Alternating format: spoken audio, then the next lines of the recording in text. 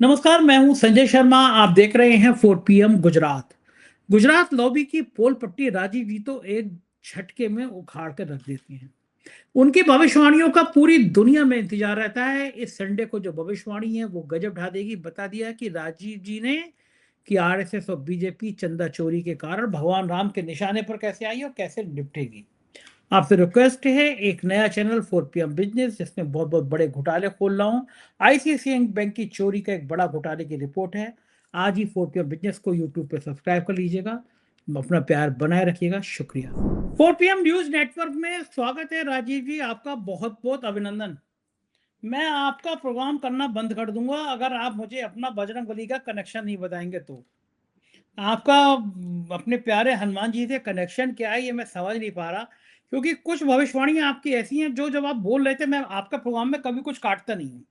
आपने जी, कई बार ऐसा हुआ कि आपने ऐसी चीजें बोली भी जो मुझे लगा कि यार ठीक नहीं है, लेकिन मैंने आज तक आपके प्रोग्राम में एक लाइन भी नहीं काटी। जो आप बोलते हो वही प्रोग्राम यथावत जाता है।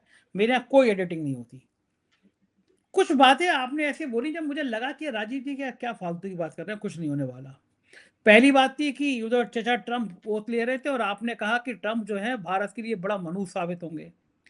तो मुझे लगा राजीव जी ने भी मेरी तरह मतलब कुछ गड़बड़ वड़बड़ बातें करने की कोशिश कर ली है। या आप तो दारू वारू से दूर रहते हो, वरना मैं कहता कि राजीव जी का 2 पैग लगा के ये बातें कह रहे हैं कि कहाँ तो ट्रम्प के राष्ट्रपति का पद का शपथ लेने के बाद भक्त जो हैं वो यहाँ पे भगवान विष्णु की जगह ट्रम्प की फोटो लगा के हवन कर रहे हैं, और राजीव जी कह रहे हैं कि ये भारत के लिए बड़ा मनूस होगा।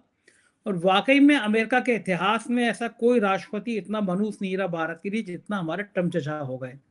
भक्तों के दिमाग के गोबर की सब धज्जियां उड़ा दी। दूसरा बात, भगवान राम का अयोध्या में भव्य मंदिर बन रहा था। मोदी जी जा रहे थे, भागवत जी जा रहे थे, योगी जी जा रहे थे, संघ लगा हुआ था। पूरे टीवी चैनल पे जितने एंकर एंकरनियां हैं वो सब भगवा पहन के डांस कर रहे थे। जितना आपत्तिजनक बातें अल्पसंख्यक समुदाय पे मुसलमानों पे कर सकते थे, कटाक्ष कर रहे थे। ऐसा लग रहा था जैसे उनके प्यारे पापा जी ने ही ये मंदिर बनवाया है। मंदिर सुप्रीम कोर्ट के फैसले से बना था, और सुप्रीम कोर्ट के जिन चीफ जस्टिस ने फैसला दिया था उनकी कहानी कई बार हम बता चुके हैं, उनके किस्से बता चुके हैं, और उस मंदिर के फैसले पर क्यों सवाल उठे ये भी हम बता चुके हैं। खैर वो अलग विषय है। लेकिन अकेले दुनिया के ज्योतिषी आप थे। आपने इतने गुस्से में कहा था, मुझे वो शो याद है, कल परसों में मैं वो शो फिर लगाऊंगा आपका। आपने कहा था कि जिस मंदिर के पताका ना फहरे, मंदिर के निर्माण, आधा अधूरा मंदिर का निर्माण राजा के लिए बड़ा अशुभ साबित होता है, प्रजा के लिए भी बड़ा अशुभ साबित होता है।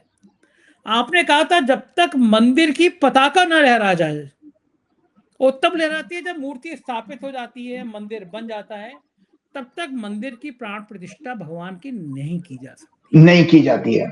और मैंने जितना पढ़ा है धर्म के बारे में, मैं थोड़ा कम पढ़ता हूँ, थोड़ा थोड़ा आस्तिक हूँ, थोड़ा थोड़ा नास्तिक हूँ।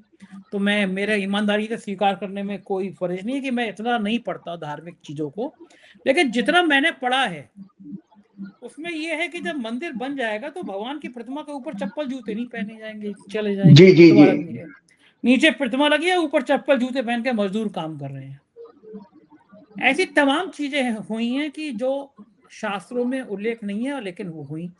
और दुनिया के आप पहले जोशी थे जिसने कहा था ये इतने अशुभ काल में हो रहा है, बिना पताका लगाए हो रहा है। और भगवान राम तो उन शास्त्रों में मेरे हिसाब से सबसे बड़े भगवान माने जाते हैं। अगर कैटेगरी भी कर लो भगवान शिव जी की, कृष्ण भगवान की, जी, जी। राम जी की, तो अगर तुलना करोगे ऐसे अमिताभ बच्चन, शाहरुख खान, आमिर खान, सलमान खान की, तीनों हमारे बिग बॉस भगवान है, तो उसमें भगवान राम का नंबर तो सबसे ऊपर आता है। शिव जी ने भी उनकी स्तुति करी थी।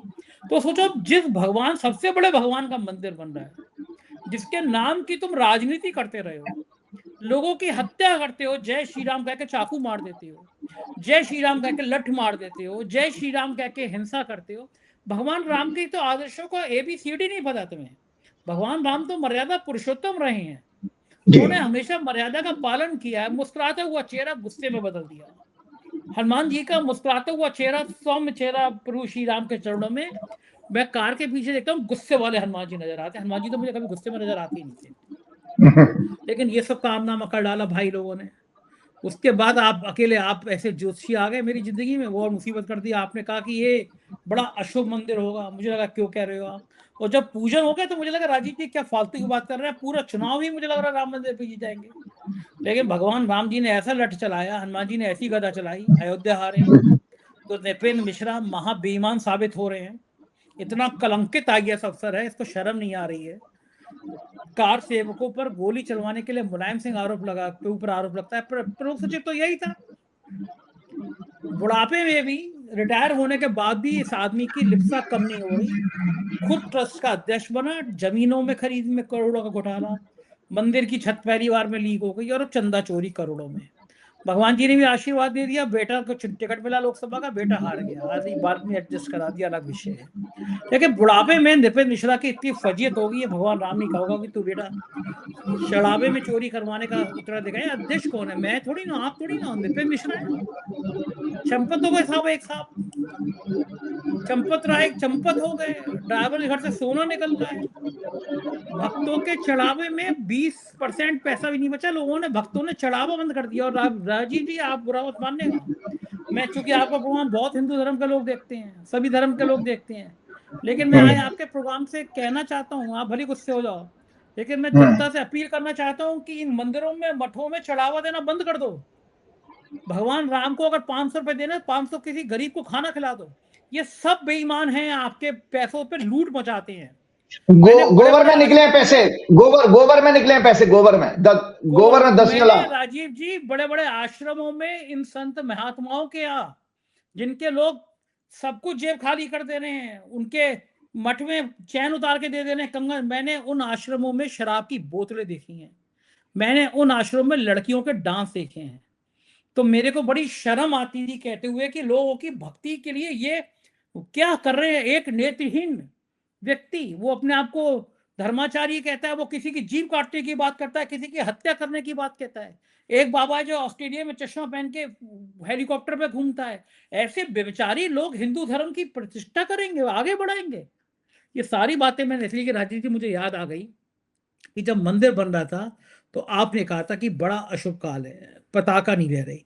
आधा अधूरा मंदिर बनाया विश्व गुरु ने, क्योंकि विश्व गुरु को लगता था ये मंदिर चुनाव में बम्पर 400 में से 350 400 सीटें सारी सारी जिता देंगे भगवान राम। अयोध्या हरा दी भगवान राम ने। बता दिया कि तुम लोग जो अयोध्या के नाम पे लूट मचा रहे हो, अयोध्या के नाम पे गुजराती ठेकेदारों की दुकान खोल रहे हो, अयोध्या के नाम पे भ्रष्टाचार कर रहे हो, तो मुझे ऐसी अयोध्या नहीं चाहिए। भगवान राम ने संकेत दे दिया कि इन बेईमानों को सबक सिखा दिया। मुझे लगता है भगवान राम का इससे बड़ा न्याय भी नहीं हो सकता कि अयोध्या, जिस अयोध्या के लिए ये इतना ड्रामा करते थे, आज उसकी चंदा चोरी पे मुंह दिखाने लायक नहीं है। बेशरम आदमी कुछ भी कह ले, लेकिन किस मुंह से अब ये धर्म की बात करेंगे, किस मुंह से नैतिकता की बात करेंगे? जो भगवान राम का नहीं हुआ तो वो किसी काम का नहीं हुआ। जिसने भगवान राम के चरण चंदन में चोरी कर ली, वो इंसान को क्या छोड़ेगा? वो दुनिया में किसी को नहीं छोड़ सकता।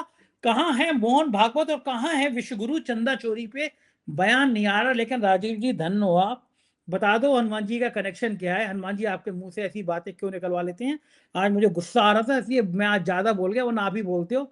लेकिन भैया ये आपने बताया कैसे था कि ये मंदिर बड़ा अशुभ होगा, राजा का सबसे अशुभ काल होगा, जो पूजा करने बैठेगा, मुझे अभी तो याद है कि जो पूजा करने बैठेगा उसका अशुभ काल होगा। हिंदू धर्म के सबसे बड़े लोग होते हैं वो शंकराचार्य होते हैं। इस मंदिर के लिए शंकराचार्यों को अपमानित किया गया। जो शंकराचार्य विरोध थे उनको अभद्र भाषा बात की गई, उनको गालियां दी गई। शंकराचार्य का अपमान, भगवान राम का मंदिर में चंदा चोरी, और हमारे राजीव जी की जवान की भविष्यवाणी सब सामने आ गया। प्रभु मत बोला करो, लेकिन अब बता दो हनुमान जी का कलेक्शन क्या है? बहुत अच्छा। सबसे पहले बात आपको बताता हूं कि दर्शकों को मैं उस पर आऊंगा कि आप जो प्राण प्रतिष्ठा की कह रहे हैं, संजय जी, हमारा प्रोग्राम तो 1 जून 2023 से शुरू हुआ है, ठीक है? लेकिन जब मंदिर की भूमि पूजन हुआ, शिलान्यास रखे गए थे, और वो शिलान्यास जो है 5 अगस्त 2020 को कोविड वाले पीरियड में मोदी जी पूजा करके आए थे। उस समय से आज मैं इस घटना चक्र को बताऊंगा कि वहीं पर डिसाइड हो गया था इस मंदिर में कितना अधर्म और पाखंड आएगा। भूमि 2020 से मैं आज शुरुआत करूंगा, क्योंकि मेरा काम एक ज्योतिष को रिसर्च के रूप में पेश करना है, और ये पूरे हमारे, आपने ठीक कहा था, हनुमान जी का भक्त होने के नाते मैं इस पीड़ा को और ज्यादा मैं भगवान से प्रार्थना करूंगा, हनुमान जी से मुझे क्रोध ना आए आज, वरना मेरा क्रोध मुझे कुछ भी मतलब बोल सकता हूं, ऐसा आपने कई बार कहा भी है। तो सबसे बड़ी बात ये बताता हूं, सबसे पहले कि एक हनुमान जी का इन्होंने पतंग उड़ाई थी ना मोदी जी ने, जो विदेशी कोई लीडर आया था उसके सामने हनुमान जी को, तो आज ये हनुमान जी का दंड है, पिछले वर्ष की बात है, तो इसी साल की बात है शायद, तो उसमें हनुमान जी का दंड है कि आज हनुमान जी ने इनको नेकेड कर दिया, इनके कपड़े सारे उतार दिए हैं, इसमें सब गए, आरएसएस गया, बीएचपी गया, बजरंग दल गया, नरेंद्र मोदी गया, अमित शाह गया, योगी गया, सब गए, क्योंकि ये सब लोग शामिल थे, और मोहन भागवत जी भी। तो सबसे पहले मैं आपको बताता हूं, एक और चीज मैंने आपको कहा, आपकी ताजे घटना चक्र से शुरुआत करते पास्ट में लेके जाऊंगा। 15 मार्च 2000, ये है आपकी संवत्सर की कुंडली, ये देख लीजिएगा दर्शकों, ये 15 मार्च की मतलब 19 मार्च से शुरू हुआ था हमारा संवत्सर, और इसमें मैं बस प्रेडिक्शन का पार्ट, क्योंकि ये मैं पिछले प्रोग्राम में भी शेयर किया था, और उसके बाद आपके 7 जून को भी, 7 जून को भी मैंने प्रोग्राम में कहा था कि ये जो संवत्सर हुआ है शुरू 19 मार्च से, इसमें जो ग्रह बैठे हैं वो बीजेपी की कुंडली का 10वां घर जागृत होता है। संजय जी, इसमें भाजपा के इकोसिस्टम के करप्शन और सेक्स स्कैंडल एक्सपोज होंगे, ये वर्ड यूज किया था, और इकोसिस्टम उसमें मैंने लिखा वीएचपी और आरएसएस। तो आज मजे की बात देखिए कि दोनों के दोनों इनकी ऑर्गेनाइजेशन फंस गई हैं। इसमें आपके राम मंदिर के केस में वीएचपी का पूरा पूरा रोल आ रहा है, क्योंकि चंपत राय वगैरह जिनको कह रहे हैं, नाम ही उनका चंपत है, चंपत का मतलब है खा पी करके या चोरी करके पोटली उठा के भाग गया, चंपत तो इसी को कहते हैं, चंपत हो गया। तो ये वो चंपत राय, ऐसे वो उनको आपने जो है महासचिव बना रखा है, और एक ऐसे वो गोविंद गिरी जी हैं जो उनको मोदी जी को प्राण प्रतिष्ठा की पूजा के बाद ना उनका व्रत खुलवाने के लिए चम्मच से वो चरणामृत पिला रहे थे, वो कोषाध्यक्ष है वो गोविंद गिरी, वो आरएसएस का प्रचारक है, सब आरएसएस के लोग घुसे पड़े हैं। तो इसमें आरएसएस का एक्सपोज, जो अभी खड़गे जी के बेटे ने कर्नाटक में जो लेटर भेजा, आज मैं दर्शकों के सामने वो रिसर्च भी पेश करूंगा कि आरएसएस का असली मुखौटा आपके सामने लेके आऊंगा। तो मैं मंदिर से शुरुआत करता हूं। तो इसमें मैंने जो प्रेडिक्शन की थी, ये संजय जी, ये 10 मार्च का राइटअप है, अपने ऑफिस में बोलिए कि इसको डेट जरूर दिखाया करें, क्योंकि डेट दिखाने से पता लगेगा राइटअप है लिखा हुआ, क्योंकि इनको लगा कि मैंने अभी नहीं बनाया है। तो उसमें मैं सिर्फ उतना पार्ट लिख के बताऊं, बीजेपी की हॉरोस्कोप यहां मैंने ये डिस्कस की है, तो उसमें मैंने साफ साफ लिखा है, बीजेपी की लग्न हॉरोस्कोप में इस संवत्सर में 10वां भाव यानी सत्ता, पीएम प्रेसिडेंट का उदय हो रहा है, मंत्री मंगल और संवत्सर का राजा बृहस्पति दोनों इनके जन्म की कुंडली में 3rd हाउस में, जो 10वें घर से 6वां हाउस बनता है, मतलब 10th हाउस पे अगर उंगली से गिनेंगे तो 6th हाउस में आ जाते हैं ये बृहस्पति और मंगल, और 12th फ्रॉम 4th हाउस, चौथा घर सिंहासन का होता है, उससे 12वें घर में आता, तीसरा घर। राहु केतु वक्री शनि से अत्यंत पीड़ित हैं, अतः सत्ता परिवर्तन, सत्ता के लिए अनेक कष्टों के साथ इनके सभी एलाइज, मैं लिख रहा हूं उसमें, इनके सभी एलाइज वीएचपी, आरएसएस, गोदी मीडिया, चापलूस भ्रष्ट कॉर्पोरेट लीडर्स, ब्यूरोक्रेट्स और सहयोगी दल आदि के विदेशों में काले धन जमा करने, money laundering, corruption, sex scandal और अन्य इमोरल एक्ट्स और अन्य अनैतिक कार्य का एक्सपोज होगा। तो अब आप संजय जी, इससे ज्यादा सटीक भविष्यवाणी क्या 15 मार्च को कह दिया था मैंने, आज जो खुलासा आपके सामने हो रहा है, और संवत्सर की कुंडली ये मैंने आपको दिखाई दी है, आपके साथ है। फिर ये दर्शकों, मैं बस ये चूंकि मैं रिपीट कर रहा हूं, ये 7 जून का प्रोग्राम है, 7 जून की ये डेट दिखाइएगा। 7 जून के प्रोग्राम में भी मैंने सही यही बात लिखी थी कि भाजपा के पूरे ecosystem, RSS, VHP, corporate media, चापलूस और करप्ट ब्यूरोक्रेट, जजेस, सहयोगी दलों आदि के काला धन, money laundering, corruption, sex scandal, an immoral acts और सेक्स अब्यूज के केस इनके एक्सपोज होंगे। तो ये सब चीजें मैं आपके सामने कह चुका था। इससे पहले जल्दी से मैं एक इंपॉर्टेंट चीज शेयर करना चाहता हूं। मेरा मन था, क्योंकि आज हमारा प्रोग्राम 21 जून का है और आज योग दिवस भी है, उस पर भी थोड़ा सा अंत में बोलना चाहूंगा। संजय जी, 19 तारीख को राहुल गांधी का जन्मदिन था, तो जैसे मैंने प्रियंका गांधी की और क्या नाम है, लोगों की, कांग्रेस की, बीजेपी की एनुअल हॉरोस्कोप डिस्कस करता हूं, तो दर्शकों आज अब 2 मिनट मुझे दीजिए कि मैं आज राहुल गांधी की ये वर्षफल कैसा होगा, ये मैं आपके सामने एनालिसिस लेके आया हूं। ये मैंने राहुल गांधी का हॉरोस्कोप बनाया, जन्म की कुंडली आपके ऑफिस में है राहुल गांधी की, अपने ऑफिस से बोलिएगा जन्म की कुंडली इसके साथ लगा दें। तो annual horoscope of Rahul Gandhi जो 19 जून 1970 का उनका जन्म है, इसमें इनका कुंभ लगन उदय होता है, जो कि उनकी जन्म की कुंडली का 5वां घर है, 5th हाउस है उनका।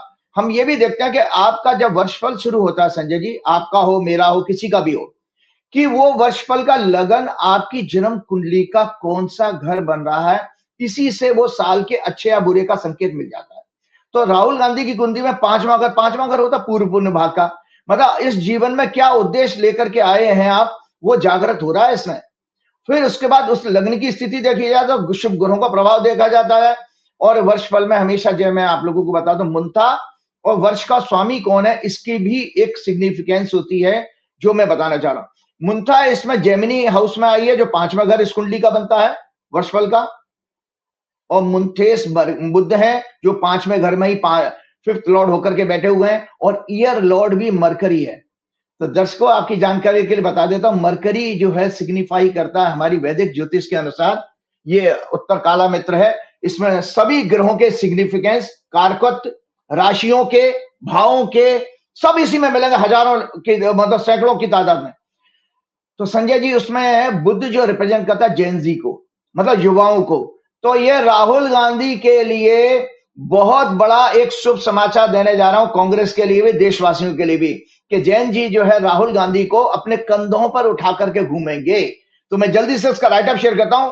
प्लेसमेंट ऑफ ये लिखा है, placement of Muntha in 5th house excellent, whole year will be very good for him as 5th house पूर्ण पुण्य भाग is very strong as Munthes as well as Ear Lord both is represented by Mercury, जो युवाओं Gen Z को signify करता है।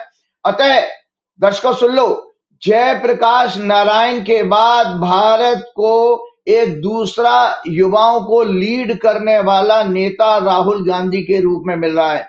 वो cockroach party का दीप्ते का छोड़ दीजिएगा, उसको पास पॉलिटिकल विजडम नहीं है, वो यंग लड़का है, अभी स्टूडेंट है, लेकिन एक ट्रू सेंस में पॉलिटिकल लीडर के रूप में मैं राहुल गांधी का वर्षफल संकेत दे रहा है कि इस देश में युवाओं का, जेन जी का असली हीरो और असली लीडर जो है राहुल गांधी बनेंगे, जो कोटा में उन्होंने संकेत दे भी दिया था, कोटा की पहली उसमें।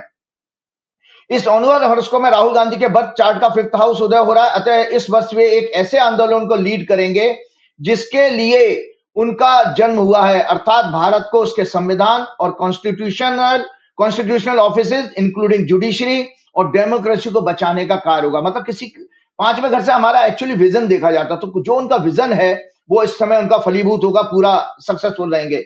उनका लग्नेश शुक्र एक्सॉल्टेड है, जुपिटर एक्सॉल्टेड जुपिटर के साथ आंदोलन के 6th हाउस में प्लेस है इस कुंडली में वर्षफल में। ये जुपिटर 5th एस्पेक्ट से 10वें घर यानी सत्ता को देख रहे हैं। 5th house signify vision, thought process, knowledge, education, devotion and astrology. 3rd house में अपनी मूल त्रिकोण राशि में, कितने फियरफुल होंगे राहुल गांधी, बाप रे बाप। 3rd हाउस में अपनी मूल त्रिकोण राशि में प्लेस मंगल की एक्सीलेंट पोजीशन है, जो उन्हें पहले से भी ज्यादा aggressive, fearless, bold, fiery, full of enthusiasm बनाएगी। उनकी पूरे वर्ष दृढ़ इच्छा शक्ति रहेगी और प्योरेस्ट विजन होगा। Mars is expecting 6th house, it indicates strong fight, successful protest and it's great success. और इसमें युवाओं को युवा जो है देश के, इनका बेहद ईमानदारी के साथ इसमें साथ देंगे। अब मैं आता हूं जनाब, आपकी ये वाली मैं हॉरोस्कोप दिखा देता हूं। सबसे पहले जब हम चोरी के योग, आज मैं एक एक करके ये बता रहा हूं कि भाई हम जब किसी, आप लोगों को संजय जी, कुछ लोगों को लगता होगा, मैं ये दुख लगता है कि देखो जो लोग ज्योतिष नहीं समझते हैं, शायद मैं पूर्वाग्रह से ग्रसित हूं। मैं आज क्लियर कर देता हूं आप लोगों को कि आप लोगों को लगता होगा मैं पूर्वाग्रह से ग्रसित हूं तो मैं बीजेपी को और इन लोगों को ही क्रिटिसाइज करता, ऐसा नहीं है। मेरा केवल और केवल उद्देश्य है, हनुमान जी के चरणों की सौगंध खा के कहता हूं कि ज्योतिष को एक ट्रू इंटेलेक्चुअल नॉलेज, जो वेदों का पार्ट है ना, दुनिया के सामने, देश के सामने पहुंचे, सत्य को बताऊंगा। तो आज मैं आपको पहले चोरी के, जो क्योंकि चोरी आ रही है ना, चोरी, करप्शन, और बीजेपी जिस तरह से चोरी में इन्वॉल्व है, एमपीज खरीद रही है, एमएलए खरीद रही है, ये भी चोरी है। किसी की सरकार बन जाए, उनके एमपीज खरीदो, एमएलए गिरवा दो, ये सब चोरी। तो ये क्यों करते हैं ऐसा? तो उसके लिए मैं पहले ये बीजेपी के हॉरोस्कोप दिखा देता हूं, फिर उसके बाद समझा दूंगा आपको। आपके केस में जो है बीजेपी की कुंडली में अक्सर मैंने 3 साल में संजय जी आपको बराबर बताया कि इनकी कुंडली में कपट का योग है, राक्षसी प्रवृत्ति जितने हिंसा के योग होते हैं, और दूसरा इनकी कुंडली में जो है चोरी करने के योग हैं नाना प्रकार के, और कई तरह के मेंटल डिसऑर्डर के केसेस भी हैं इनके केस में। तो संजय जी एक चीज मैं बताना चाह रहा था आपको कि जो है ये पुस्तक है, ये दर्शकों ये देखो, मैं आपको पेज नंबर भी बता देता हूं, ये जातक तत्वम है। इसमें संजय जी ये पेज नंबर मैं दिखा देता हूं क्योंकि वहां आप स्क्रीन पे देख नहीं पाएंगे, लेकिन मैं पढ़ के बता देता हूं। ये पेज नंबर है 110। जातक तत्वम में डिफरेंट योग है, कपटी योग। इसमें कपटी योग कहा गया, कपट का योग मतलब जो मैनिपुलेशन होता है, छल कपट, पीठ में छुरा भौंकना। तो ये मंगल यदि बुध से किसी भाव में युत हो तो जातक कपटी होता है। ये नाम है जातक तत्व कहती है, पेज नंबर 110, 111, 112, 114। तीसरे घर में यदि भौम पाप ग्रहों से पीड़ित हो तो इंसान कपटी होता है। शनि, मंगल और राहु यदि चौथे भाव में हो तो जातक कपटी होता है। सुख स्थान में अगर पाप ग्रह हो तो जातक कपटी होता है। और शनि, राहु और मंगल की युति मनुष्य को कपट का जन्म देती है। और आप देखिए जो कुंडली मैंने आपको दिखाई है, इनके तीसरे घर में शनि, मंगल, राहु सब हैं, और बुध को वो देख रहे हैं। बुध इनका 9वें घर में है केतु के साथ में, बीजेपी की कुंडली में। तो ये मेरे अपने वचन नहीं है, मैं आज इसीलिए ज्योतिष की किताब लेकर के आया दिखाने के लिए। इसके अलावा संजय जी इस कुंडली में चोरी के योग भी हैं, कि चोरी के योग एक तो होता है कलह प्रिय योग। अगर तृतीय भाव यदि केतु से युक्त हो तो जातक कलह प्रिय यानी झगड़ालू प्रवृत्ति का होता है। इसका अर्थ यह है कि अगर तीसरे घर में पाप ग्रह होते हैं तो ऐसा व्यक्ति झगड़ालू किस्म का होता है। और बीजेपी की कुंडली में वैदिक ज्योतिष के अनुसार सारे पाप ग्रह बीजेपी की कुंडली में तीसरे घर में है। इसके अलावा मैं आपको बता रहा हूं कि जो चोरी का योग जो है, पेज नंबर जो है 114 पर चोर योग लिखा है कि यदि तीसरे घर का स्वामी 12वें भाव में हो तो ऐसा आदमी चोर होता है। सुखेश यदि शत्रु भाव में है, मतलब 4th लॉर्ड अगर एनिमी साइन में हो तो चोर होता है। 8th लॉर्ड अगर सेकंड हाउस में तो चोर होता है।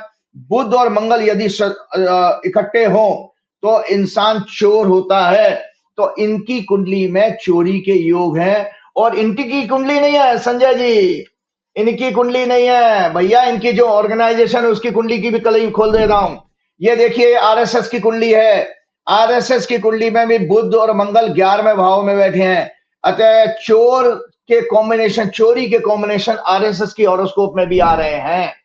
तो ये जो मैंने आपको बीजेपी की कुंडली दिखाई, इसके साथ मैं आपको बताता हूं कि ये जो घटना घटी है इसको ऐसा नहीं है, इसका एक टेक्निकल राइटअप है, इसलिए मैं आपके पास पूरा शेयर करता हूं। और एक चीज और बताना हूं कि एक बीमारी होती है संजय जी, डॉक्टर्स अच्छे मेडिकल के जो जानकार है वो अच्छे से समझ सकते हैं। क्लिप्टोमेनिया एक रेयरेस्ट इंपल्सिव डिसऑर्डर होता है जिसमें एक पर्सन के अंदर रिपीटेडली अननेसेसरी वस्तुओं को चुराने की बार बार स्ट्रॉन्ग अर्ज होती है। People with kleptomania typically know the act is wrong but struggle to resist the compulsion. It differs from ordinary theft, which is usually motivated by need, greed or rebellion. आपको बता देता हूं कि ये जो आज मैंने पुस्तक दिखाई है, क्या कमाल की बात है। जिस चीज को मेडिकल साइंस कहती है, जो क्लिप्टोमेनिया चोरी करने की आदत होती है, वो एक आपका ब्रेन का डिसऑर्डर माना है इसमें। उसका कॉज जो है अब बहुत सारे अननोन है, लेकिन अभी तक जो मेडिकल साइंस में रिसर्चेज आई हैं, ब्रेन का डिसऑर्डर है। तो इसलिए, और यहाँ पर हम जब वैदिक ज्योतिष की बात करते हैं मेडिकल एस्ट्रोलॉजी में, तो बुध जो है हमारे नर्वस सिस्टम को रिप्रेजेंट करता है, और मंगल हमारा ब्रेन को और एनएस वाले पोर्शन को, क्योंकि एरीज साइन हमारा ब्रेन है, और जो उसकी दूसरी राशि वृश्चिक राशि है वो एनएस है, गुदा। तो इसीलिए यह जो ब्रेन के डिसऑर्डर होगा, नर्वस सिस्टम में जो न्यूरोट्रांसमीटर्स होते हैं वो बुध रिप्रेजेंट करता है न्यूरॉन्स को, नर्वस सिस्टम को। तो देखिए क्लियरली इस बीमारी के बारे में कहा गया। इसके सिम्टम क्या होते हैं? Recurrent powerful urges to steal unneeded item, increasing tension, anxiety और arousal right before the theft, pleasure, उसके बाद चोरी करने में उसको आनंद आता है, जैसे बीजेपी को एमएलए तोड़ने में, एमपी तोड़ने में, ईवीएम के द्वारा वोट चुराने में, एसआईआर के द्वारा वोट चुराने में, इनको आनंद जो आता है हर जो है पाप को करने में इनको आनंद क्यों आता है? तो ये क्लिप्टोमेनिया बीमारी से ये भी ग्रसित है बीजेपी और इसके अंदर जितने काम करने वाले मंत्री और लीडर्स। प्लेजर, इनको ऐसे करने में आनंद आता है, प्लेजर, रिलीफ, ग्रेटिफिकेशन और satisfaction during immediately after stealing, subsequent feelings of guilt, remorse, उनको होता होगा, भगवान जाने पीठ पीछे इनको शेम भी होता होगा, नहीं भगवान जाने, और फियर ऑफ अरेस्ट है, इसीलिए ये इतने जो है एमपी तोड़ने में लगे हुए हैं कि इनको डर है कि सत्ता जाने के बाद में हमारा क्या हाल होना, हम 24 घंटे आराम से नहीं रह पाएंगे ये लोग। A repeated cycle which urges the return often leading to move thefts. Such behavior is not explained by anger, delusion, hallucinations, mania, or conduct disorder. इसका cause, the exact cause are not fully understood, but it indicates imbalances in neurotransmitters like serotonin, mood का regulation जो करता है hormone, dopamine जो reward system हमारा, differences in brain areas involved in impulse control and inhibitions, और दूसरा environmental influences रहता है, थोड़ा थोड़ा इसमें ओसीडी का भी बिहेवियर आता है। तो आपको बता देता हूं कि ये चोरी करने की जो बीमारी है दर्शकों, जो हमारा ब्रेन का जो फ्रंट पोर्शन है जो 40% होता है, जिसको एनालिटिकल फिल्टर भी कहते हैं, फ्रंटल कोर्टेक्स कहते हैं, लोब कहते हैं, ये हमारा अच्छा बुरे का ज्ञान देता है किसी चीज को करना। तो हमारा ये कमजोर होता है ऐसे लोगों के केस में, वो चोरी करते समय भूल जाते हैं उसके रिपरकशंस को, उसके बाद के रिजल्ट्स को, और वो कर बैठते हैं अपराध। तो ये बीजेपी की कुंडली में और आरएसएस की कुंडली में मैंने जो दिखाए, मरकरी बुध का कॉम्बिनेशन प्लस चंद्रमा भी पीड़ित होता है। तो इंटरेस्टिंगली जो बीजेपी और आरएसएस की हॉरोस्कोप मैंने आप को दिखाई है दर्शकों, इसमें चंद्रमा भी राहु केतु के बीच में है। तीसरा चीज है मॉरल ग्राउंड पर, एथिकल ग्राउंड पर इनका 9वां घर पीड़ित होता है। तो देखिए इंटरेस्टिंग पार्ट ये देखिए, आरएसएस और बीजेपी की दोनों की कुंडली में 9th हाउस पीड़ित है, और 9th हाउस होता मॉरलिटी का, एथिक्स का और न्याय का। इसीलिए इनके अंदर इन दोनों ऑर्गेनाइजेशन में कोई न्याय नाम की चीज नहीं है, नैतिकता इनके अंदर मरी हुई है। ये बेसिकल जिसके अंदर नैतिकता मरी होती है वो पशु समान होता है। वो बेशक मनुष्य का जीवन जी रहा हो, लेकिन वो एक तरह से समाज के लिए, देश के लिए, दुनिया के लिए पशु होता है, एनिमल होता है। और एनिमल का जानते हो काम क्या होता है? केवल आहार, निद्रा, मैथुन, मतलब खाना पीना और एंजॉय करना, इसके अलावा कुछ नहीं, मानवता नाम का कोई चीज नहीं है। तो ये सब चीजें करते हैं। तो मैं आज आपको एक राइटअप जो शेयर कर रहा हूं, ये जरूर देखिएगा, जहां से मेरे आपके प्रश्न की शुरुआत होती है।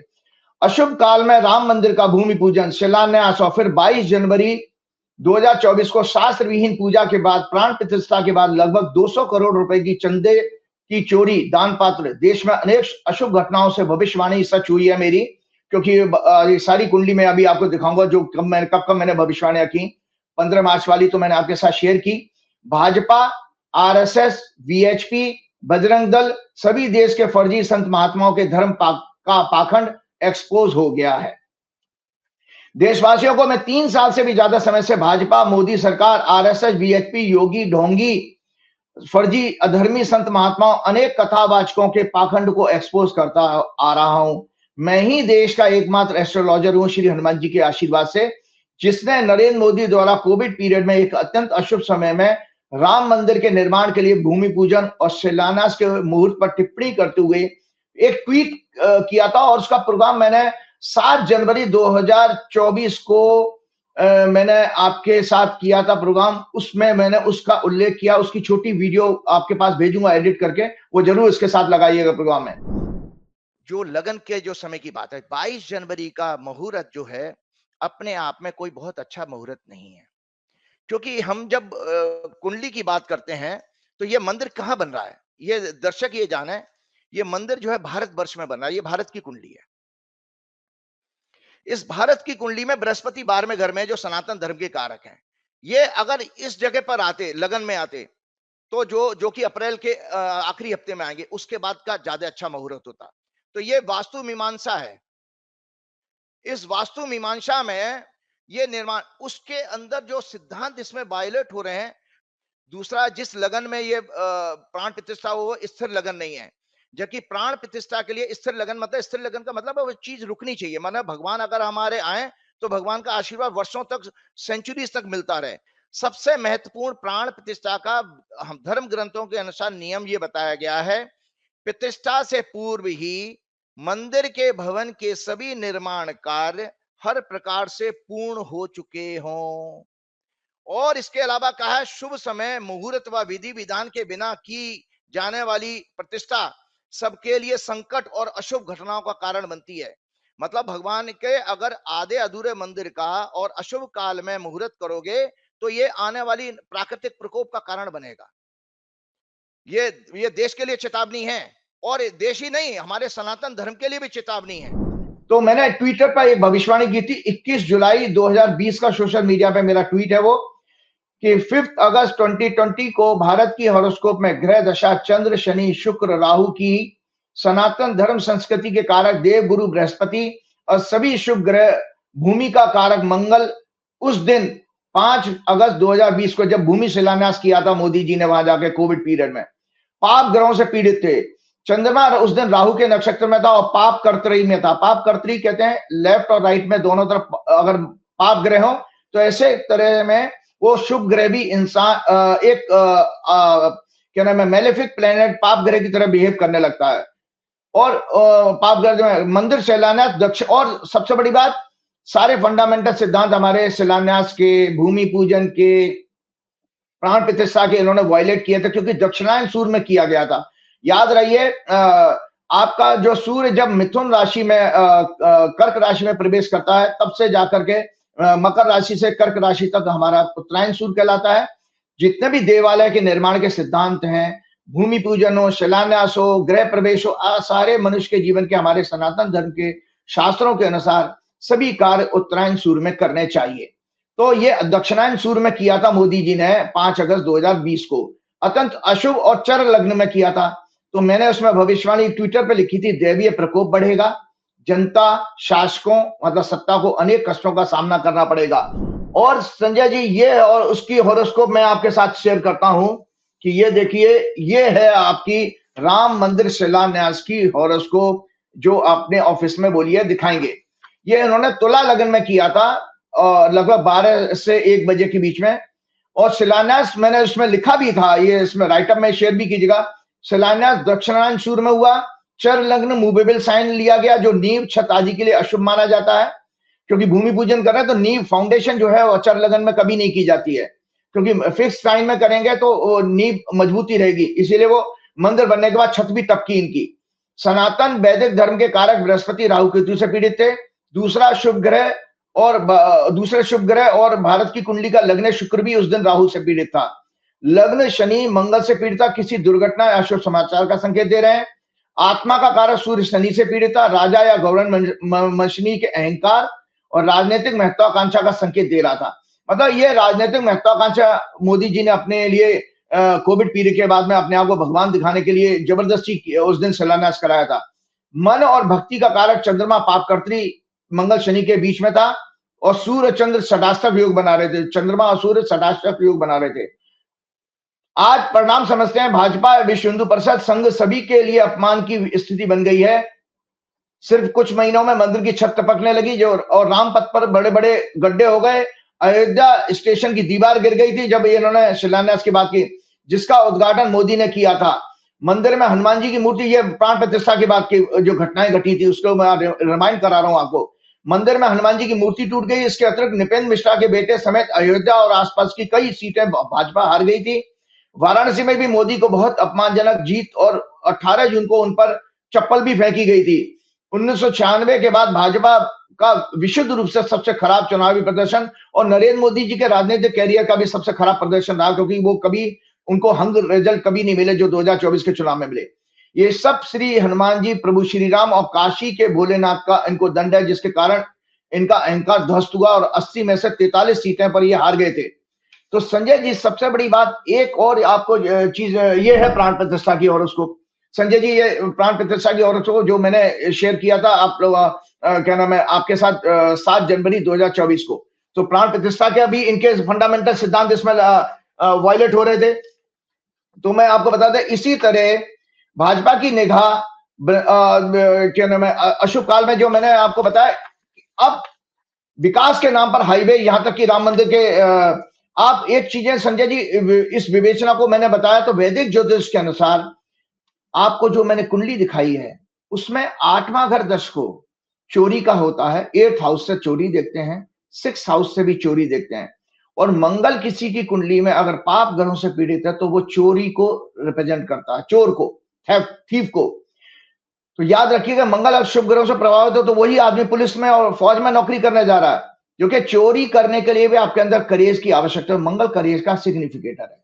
तो दोनों ही केस में पुलिस को भी करेज की जरूरत है और चोर को भी करेज की जरूरत है। तो इसलिए मंगल से सिग्निफाई होती है चोर।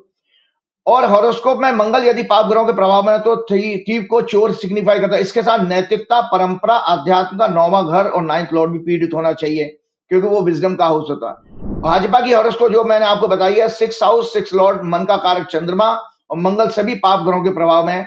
साथ ही 3rd हाउस, एलाइज, सहयोग, एफर्ट्स करना और मनोभाव, आपका जो मेंटल थॉट इंक्लिनेशन है वो तीसरे घर से देखा जाता है, जिससे ये प्रूव होता है कि ये पार्टी नहीं, ये पार्टी दरअसल एक पार्टी नहीं है, संस्था नहीं है, अली बाबा 40 चोर का एक संगठन है।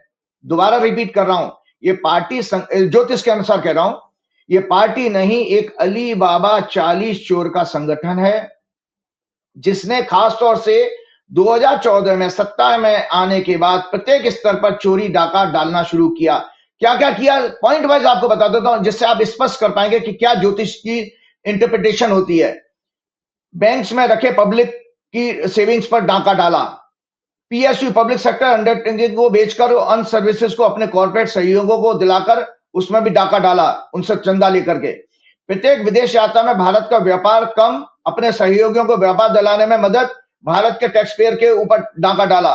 स्टॉक मार्केट में मनी मैनिपुलेशन करके आम इन्वेस्टर्स का पैसा लूटकर फर्जी सेल कंपनीज को बनाकर एफआईज बताकर उनको फर्जी सेल कंपनीज को एफआईज बताया और पैसा उससे मैनिपुलेट किए गए शेयर, इससे आपका आम इन्वेस्टर के सेविंग के ऊपर, इन्वेस्टमेंट के ऊपर आपने डाका डाला। विकास के नाम पर हाईवे, यहां तक कि राम मंदिर निर्माण में अपने सहयोगियों को प्रोजेक्ट दिलाकर लूट की। एजुकेशन सेक्टर, एजुकेशनल इंस्टीट्यूशन में कोचिंग सेंटर माफियाओं के द्वारा 89 से ज्यादा बार पेपर लीक कराकर गवर्नमेंट स्कूल्स को बंद करवाकर एजुकेशन को व्यापारियों के साथ हाथ सौंपकर विद्या के क्षेत्र में चोरी और करप्शन करके वहां पर भी आपने डाका डाला। हेल्थ सेक्टर में गवर्नमेंट हॉस्पिटल्स को कमजोर करके प्राइवेट सेक्टर्स को बढ़ावा देकर वहां पे भी चोरी की आपको, क्योंकि करप्शन में वो मिलता है ना चंदा। 2014 में जनता को झूठ बोलकर सत्ता पाई, उसके बाद 2019 से हुए लगभग सभी चुनावों में ईवीएम से वोट चोरी, जहां पर अगर पराजित हुए तो वहां के एमएलए एमपी को धन बल, गवर्नमेंट एजेंसी, जुडिशरी की मदद से अपने साथ मिलाकर सत्ता प्राप्त करने की चोरी। वेस्ट बंगाल से पहले लगभग सभी जगह एसआईआर के नाम पर वोट काटने, वोट जोड़ने की खुली आम चोरी, जिसमें सुप्रीम कोर्ट ने भी इनडायरेक्टली पार्टिसिपेट किया और अभी भी सुप्रीम कोर्ट उसमें पार्टिसिपेट कर रहा है। वेस्ट बंगाल का पूरा चुनाव election commission, bureaucracy, central forces के द्वारा चोरी करना, उसके बाद विपक्ष के सभी दलों के एमपीज को खरीदना, ये जघन्य चोरी के अपराध हैं, जिसमें इनके इकोसिस्टम, मेन स्ट्रीम मीडिया, संत महात्मा, कथावाचक, फर्जी धर्मगुरु, आरएसएस, वीएचपी, कॉर्पोरेट लीडर भी शामिल है। नेचुरल रिसोर्सेज पर कब्जा, जंगलों को काट कर कॉर्पोरेट्स को आदिवासियों की जमीनें बेचना, अरावली पर्वत पर कब्जा करने का असफल प्रयास, आदिवासियों की नक्सल आंदोलन के नाम पर एनकाउंटर्स करके उनकी जमीनों को हड़पने की चोरी।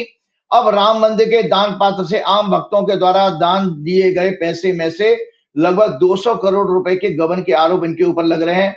इनके सभी सहयोगी आरएसएस, बीएचपी, ब्यूरोक्रेट्स पर लग रहे हैं। इसका एक्सपोज अभी 7-8 जून को ही हुआ था। ट्रस्ट के इंटरनल ऑडिट और सीसीटीवी फुटेज की जांच के दौरान दान पात्रों हुंडी से कैश गायब होने की अनियमितताएं सामने आई। दान के कैश को गिनने वाले एक वर्कर द्वारा कैश छिपाने की कोशिश सीसीटीवी में कैप्चर हुई थी। इनमें कैश काउंट करने वाले 50 से ज्यादा वर्कर हैं, जिन्हें महासचिव चंपत राय बीएचपी ने अपॉइंट किया। ये सभी संदेह के घेरे में हैं। 13 जून 2026 को यूपी गवर्नमेंट ने 3 मेंबर्स की एसआईटी फॉर्म की है, जो 15 डेज में पूरी जांच करेगी। एक कर्मचारी के घर, लवकुश मिश्रा के घर से 10 लाख रुपए, जिन्हें गोबर में छिपाया गया था, बरामद हुए। अन्य कर्मचारियों से 2 करोड़ कैश और कार आदि जाने क्या क्या जब्त हुआ है। इस पर इनके बड़े बड़े मकान बन गए, जबकि इन लोगों की मंथली सैलरी केवल 14-15 हजार रुपए ही थी। संजय जी, इसके साथ आपको एक और चीज बताता हूं कि इसी तरह भाजपा सरकार की निगाह वृंदावन में बांके बिहारी, काशी विश्वनाथ, महाकाल, सोमनाथ, वैष्णो देवी, बीएचपी, तिरुपति, जगन्नाथ आदि मंदिरों के खजाना पर भी है। भाजपा, बीएचपी और आरएसएस की देशवासियों, इन लोगों के असली चेहरों को पहचाने। मोदी ने गुजरात से लेकर काशी में सैकड़ों मंदिर क्यों तुड़वाए? याद रहे, बीएचपी के पूर्व अध्यक्ष अशोक सिंघल जी ने मोदी को औरंगजेब कहा था, महमूद गजनी से भी तुलना की थी। यही लोग रामायण काल के कालनेमी राक्षस के वंशज हैं, जो धर्म का चोला पहनकर देश और पूरे विश्व को भ्रमित कर रहे हैं। इनका डीएनए सनातन धर्म संस्कृति को कमजोर करने वाले, मंदिरों को लूटने वाले सभी मुगल लुटेरों जैसे गजनी, तैमूर, बाबर, औरंगजेब आदि का है। इन सभी का, बीएचपी का, आरएसएस का और भाजपा वालों का। तभी ये लोग मंदिरों को अपने कब्जे में लेने का हर संभव प्रयास करते हैं। मोदी जी का चेहरा तो इन लोगों से काफी रिजेंबल करता है, जितने मुगल लुटेरे हैं। मोदी जी का जरा आप चेहरा देखिए तो काफी इन लोगों से मिलता जुलता है, दाढ़ी बड़ी होने के कारण। तो मैं आपको बता रहा था कि प्राण प्रतिष्ठा में जो वायलेशन हुई, जिसकी कुंडली मैंने आपको दिखाई, इन्होंने 22 जनवरी 2024 को प्राण प्रतिष्ठा की थी, उसके वायलेशन टेक्निक है। क्योंकि ये चीजें, घटना ऐसे नहीं घटी है कि जब आपने अशुभ समय पे कोई कार्य किया तो आपको काल दंड देगा ही देगा। तो 22 जनवरी 2024 को प्राण प्रतिष्ठा राम मंदिर करने के अशुभ ज्योतिषीय योग और उसके फल क्या है? ये प्राण प्रतिष्ठा भारत की हॉरोस्कोप के 12वें भाव, जब हम भारत में मंदिर बनना तो भारत की कुंडली जरूर साथ में रखनी चाहिए थी। 12वां भाव मतलब मेष राशि में हुआ था। ये अपमान जो कि होता है, हार का, लॉस का, चोरी का, जेल का। ये चर लग्न है, जबकि इसके लिए स्थिर लग्न लेना चाहिए था। जाने पता नहीं बनारस में किस बूढ़े आदमी से मुहूर्त निकलवा लाए। मेरे जैसा व्यक्ति कभी मुहूर्त नहीं निकालता, क्योंकि ये फंडामेंटल सिद्धांत ही जा रहे हैं। नींव के लिए, मंदिर की छत बनने के लिए, मंदिर के लिए, देवालय के लिए, सब जगह स्थिर लग्न यूज करना चाहिए। इन्होंने दोनों बार जो है चर लग्न यूज किया है संजय जी। तो ये प्राण प्रतिष्ठा और विष्णु या भगवान विष्णु का जो शास्त्र कहता है, ये सब राइटअप है संजय जी, जिसमें प्राण प्रतिष्ठा के सिद्धांत लिखे हुए हैं। भगवान विष्णु या उनके अवतार कौन? राम, कृष्ण, परशुराम के लिए शास्त्रों के अनुसार कन्या लग्न उचित माना गया है, क्योंकि बुद्धि से भगवान की, विष्णु की, उनके अवतारों की प्रार्थना बुद्ध ग्रह के लिए की जाती है। स्थिर लग्न सभी बड़े देवताओं की प्राण प्रतिष्ठा। और याद रखिएगा, शास्त्र ये कहता है प्राण प्रतिष्ठा के सिद्धांतों पर, स्थिर लग्न में सभी बड़े देवताओं का की प्राण प्रतिष्ठा, और चर लग्न में छोटे देवता जैसे क्षेत्रपाल, दिक्पाल, नाग देवता, यक्ष, ग्राम देवता, स्थान देवता आदि की प्राण प्रतिष्ठा की जाती है। और प्राण प्रतिष्ठा कराने वाले के अंदर भी संजय जी कुछ गुण होने चाहिए। ऐसे नहीं मुंह उठाकर कोई पहन जाएगा। उसका भी सुन लीजिए क्या क्या वायलेशन हुआ है। आज देश के सामने समस्या आई क्यों? हमारे सनातन धर्म के करोड़ों, पूरे विश्व भर में करोड़ों भक्तों के ऊपर, उनकी आस्था के ऊपर बहुत बड़ा करारा प्रहार किया इन पाखंडी लोगों ने। तो ये देखिए इन्होंने कहां गलती की। एक ज्योतिषी होने के नाते, क्योंकि आपने ठीक कहा, मैं पूरे भारत का अकेला ज्योतिषी हूं जिसने खुलेआम टीवी चैनल पर यह कहा था, जब ये इन्होंने तालकटोरा स्टेडियम में 2018 में, संजय जी याद होगा, आरएसएस ने पूरा बीजेपी के ऊपर दबाव बनाया, मोदी सरकार के ऊपर, जो कि ये अध्यादेश लाके ऑर्डिनेंस के जरिए राम मंदिर का अनाउंसमेंट करें। तो मुझे टीवी डिबेट में बुलाया गया, रूबिका लियाकत मेरी एंकर थी। मैंने कहा था राम मंदिर नहीं बनेगा अब इनके प्रयासों से। तो उन्होंने कहा, वो चिढ़ के कहती है कि राहुल गांधी बनाएगा। मैंने, आप राहुल गांधी पे बार बार क्यों पहुंच जाती है? एक ज्योतिषी से, ज्योतिष के टर्म पे बात करिए। मैं उसके ऊपर चढ़ गया बुरी तरह से। तो मैंने उससे कहा, मैंने कहा राम मंदिर किसी भी कीमत पर मार्च 2019 से पहले नहीं बनेगा। और सोचिए संजय जी, 6 घंटे में था, जिस दिन जजमेंट आया उस दिन मैं 6 घंटे टीवी चैनलों पे था। और मैं, क्योंकि मुझे खुशी ये हो रही थी कि इस मंदिर बनने की भविष्यवाणी मैंने की थी, किसी ने नहीं की, कोई संत महात्मा नहीं बता पाया था, क्योंकि शायद हनुमान जी का ने मुझे ही आशीर्वाद देना था। तो मैं आज आपको बता रहा हूं, इसी नाते मैं आज सिद्धांतों को बताऊंगा क्यों ऐसी घटनाएं घट रही हैं और क्यों आगे और घटने वाली हैं। आगे भी घटने वाली है संजय जी, बुरा समय अभी गया नहीं है, ये तो अभी केवल ट्रेलर है छोटा सा। प्राण प्रतिष्ठा कराने वाले प्रमुख पात्र, समय, शुद्धि, काल का ज्ञान जिनको हो, मंत्रों को जानकार और ज्योतिष का संपूर्ण ज्ञान रखने वाले आचार्यों के द्वारा कराई जानी चाहिए। यहाँ पर ज्योतिष के कोई जानकार नहीं, पुजारियों के जरिए। कोई संत महात्मा भी ज्योतिष का जानकार नहीं है, उसको नहीं प्राण प्रतिष्ठा करानी चाहिए। यहाँ ये केवल प्राण प्रतिष्ठा, भूमि शिलान्यास, ये सब जो एस्ट्रोलॉजी के सब्जेक्ट हैं, ये मंदिर में घंटी बजाने वाले, आरती करने वाले पुजारी के सब्जेक्ट नहीं होते हैं। ये जो पकड़ लाते हैं, जहां भी किसी को आरएसएस के संतों को पकड़ लाए, जितने भी 99.99% संत हैं, किसी तरह क्वालिफाई नहीं करते अगर इनको ज्योतिष नहीं आती है तो। संत महात्मा या पुजारी द्वारा नहीं करानी चाहिए। भगवान में विश्वास कर, और क्या उसके अंदर गुण होना चाहिए? भगवान में विश्वास रखने वाला, नित्य नियम से पूजा करने वाला, तपस्वी जो अधर्मी, निंदा, झूठ बोलने वाला ना हो, हिंसा के विचार ना रखने वाला हो, अहंकार से कोसों दूर हो, भेदभाव दमन ना करने वाला हो, विनम्र हो, सभी का सम्मान करने वाला हो, संवेदनशील, दया, करुणा, प्रेम के विचारों से युक्त हो। ऐसा व्यक्ति या राजा आचार्य ही प्राण प्रतिष्ठा कर सकती है। यहाँ तो नरेंद्र मोदी के अंदर तो सब पाप है। जो सदैव प्रसन्न चित्त रहता हो, लोभी, लालची या माया प्रेमी ना हो। मोदी जी तो माया से पैर के नखून से लेकर सिर के बाल तक, ड्रेस बदलने से लेकर सारा मायावी है, पूरा माया प्रेमी है। प्राण प्रतिष्ठा करने वाले देवी देवता का परम उपासक हो। अगर आप राम के उपासक नहीं है तो आपको वहां नहीं बैठना चाहिए। सब मोहन भागवत के अंदर तो 0% है। मोहन भागवत को 0% भक्ति आती है, उसको कुछ भी ज्ञान नहीं है। उसका अभी मैं मोहन भागवत का भी एक्सपोज करता हूं। सबसे महत्वपूर्ण नियम यह है कि प्राण प्रतिष्ठा से पूर्व ही मंदिर के भवन के सभी निर्माण कार्य हर प्रकार से पूर्ण हो चुके हों। तो जो आप ध्वजा की बात कर रहे थे संजय जी, वो ध्वजा धर्म की पताका होती है। मैं आज देशवासियों को बताना चाहता हूं, जिस मंदिर पर ध्वज की पताका नहीं लगी है वहां प्राण प्रतिष्ठा इसलिए नहीं की जाती है क्योंकि भगवान कभी भी अधर्म के क्षेत्र में नहीं आते हैं। आज राम मंदिर आपने बना लिया, राम जी की मूर्ति तो देखिए एक आकर्षण का केंद्र तो बन गई है, लेकिन भगवान की शक्ति नहीं है। वो अपनी 200 करोड़ की चोरी नहीं रोक पाए। वो क्यों संजय जी? भगवान राम उनको अंधा कर देते ना, चोरी नहीं रोक पाए। इसका मतलब वो मूर्ति खूबसूरत है लेकिन भगवान नहीं है वहां पर। अरबों खरबों का अपना मंदिर बना, भगवान है ही नहीं है वहां। भगवान होते तो अंधे हो जाते। आप अगर भगवान का तत्व देखना चाहते हो, जाओ किसी भी लोगों को, आज चैलेंज करता हूं, और संघ के लोगों को, बीएचपी के लोगों को, सिंगापुर जाइए। राजीव जी एक सेकंड, मुझे हरिओम पवार जी की वो लाइनें इतनी मन को छूने वाली हैं। राम नहीं सत्ता के फेरों में, राम नहीं मिलते सत्ता के फेरों में, राम मिलेंगे शर्वरी के झूठे वेरों में। मतलब गरीब के मन में राम है, महलों में राम नहीं है, जंगल में वन भटकते राम है, पावन माँ सीता के मन में राम है। इन बेईमानों के मन में राम होंगे, इन चंद्रचूड़ों के मन में राम होंगे? राम कभी नहीं होंगे इनके मन में।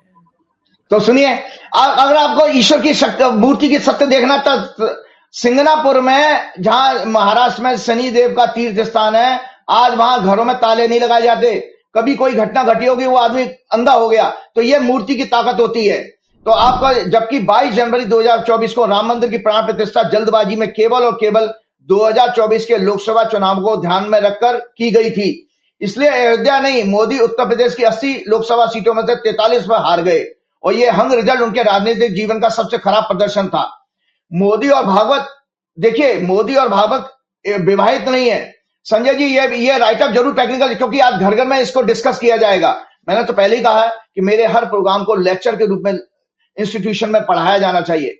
मोदी और भागवत दोनों छड़े हैं, मतलब मोदी तो खैर अपनी बीवी छोड़े बैठे हैं, भागवत जी ने तो शादी नहीं करी। तो आप सोचिए, ये कहा गया अनुष्ठान में कभी भी राजा या कोई बड़ा व्यक्ति, वो जो विवाहित नहीं है, वो नहीं बैठ सकता अनुष्ठान में। संजय जी एक और रूल वायलेट हुआ यहाँ पर। मोदी और भागवत, एक विवाहित है लेकिन दूसरे ने अपनी पत्नी, एक विवाहित है लेकिन पत्नी छोड़े बैठा है, दूसरे ने विवाह किया ही नहीं। दोनों ही बिना पत्नी के प्राण प्रतिष्ठा का अनुष्ठान पूजन किया इन लोगों ने।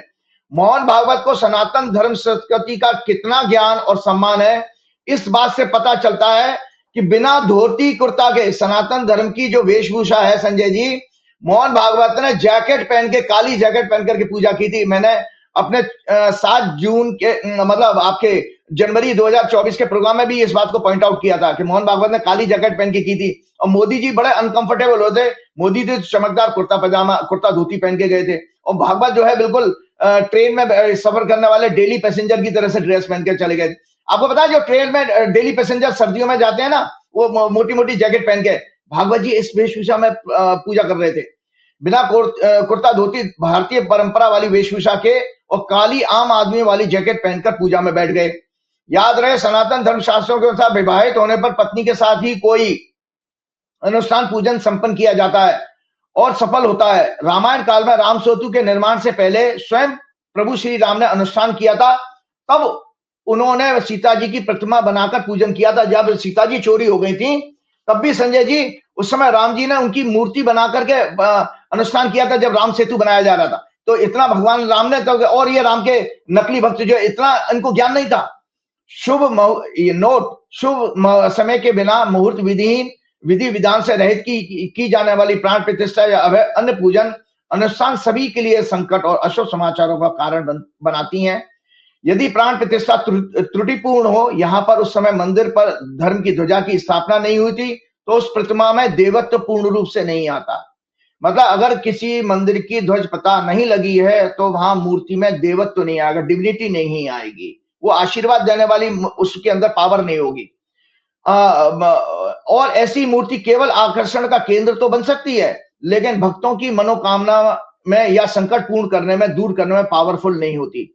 भगवान ने देखो गीता में कहा भी है, जो गीता के एक श्लोक के साथ में, ये गीता है जरूर आपके, भगवान ने कहा चैप्टर 16 के श्लोक 5 में कहा कि जो मनुष्य शास्त्र विधि से रहित केवल मन कल्पित घोर तप को करते हैं तथा दम्भ अहंकार से युक्त कामना और आसक्ति और बल के अभिमान से भी युक्त हैं, ऐसे अज्ञानी असुर प्रवृत्ति के लोग होते हैं। दूसरा भगवान श्लोक 13 श्लोक में कहते हैं, शास्त्र विधि से हीन, अन्न दान से रहित, बिना मंत्रों के, बिना दक्षिणा के, बिना श्रद्धा के साथ किए जाने वाले यज्ञ को तामसी यज्ञ कहा जाता है। 18वें श्लोक में कहते हैं, जो तप सत्कार मान पूजा के लिए तथा अन्य किसी स्वार्थ के लिए, स्वभाव या पाखंड के लिए किया जाता है, वह अनिश्चित एवं क्षणिक फल देने वाला होता है। ये भगवान ने इसमें ये कहा है। अब आपको एक बता रहा हूं कि उसके बाद क्या क्या हुआ संजय जी। 200 करोड़ की चोरी नहीं, आप खुद चिंतन करें, आप सब भक्त हैं जो मेरे प्रोग्राम को देख रहे हैं, ये राइटअप है संजय जी, इसको देखिएगा। आज ये भी बताने वाला हूं कि हमारे, चाहे आज मेरा प्रोग्राम इसी पे रह जाएगा संजय जी, कि हमारे शास्त्रों में जितने हमारे सनातन धर्म के ग्रंथ हैं, उसमें चोरी, भगवान के मंदिर में चोरी करने के क्या क्या दंड हमारे शास्त्रों में कहे गए, आज वो बताने वाला हूं, पनिशमेंट। बेशक इनको अभी योगी जी SIT बना करके लीपा पोती कर लें, दंड ना मिले, किसी चोर का नाम ही नहीं आ पाए, लेकिन भगवान की निगाह में क्या दंड मिलने वाले हैं। और इतना ही नहीं, उनको भी मिलेंगे जो उनका समर्थन कर रहे हैं, जो उनको वोट देने जाते हैं, उनको भी मिलेंगे, जो अंधभक्त इनको सपोर्ट कर रहे हैं उनको भी, क्योंकि हमारे कानून के अनुसार ये कहा जाता है कि क्राइम करने वाले को सपोर्ट करने वाला को भी क्रिमिनल माना जाता है, उसको भी उतनी ही सजा मिलती है। इसी सिद्धांत के आधार पर जो BHP, RSS और BJP को समर्थन करने वाले हैं, उनको भी भगवान के कोप भाजन का शिकार होना पड़ेगा। जो कौन से कोप भाजन, कौन से दंड, जो अभी मैं बताता हूं। अशुभ काल में भूमि पूजन, बिना धर्म पता ध्वजा के प्राण प्रतिष्ठा कराने के बाद अशुभ फल क्या क्या प्राप्त हुए हैं संजय जी, ये पूरी की पूरी लिस्ट है, मैं जल्दी पढ़ के बताता हूं।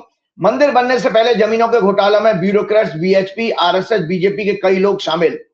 प्राण प्रतिष्ठा के बाद मंदिर की छत टपकना, श्री हनुमान जी सहित कुछ मूर्तियों का खंडित हो जाना, बीजेपी का यूपी लोकसभा में 80 में से 43 सीट पर हार जाना, जिसमें अयोध्या की सीट भी शामिल है, मोदी को पूर्ण बहुमत प्राप्त न होना, मोदी जी की सीट भी मोदी जी हारते हारते बचे, भारत की इकोनॉमी, करेंसी का बर्बाद हो जाना, बेरोजगारी, ये सब मंदिर के प्रभाव है। देखिए अगर राम आ गए थे आपके यहाँ तो स्वर्ग आ जाना चाहिए था संजय जी।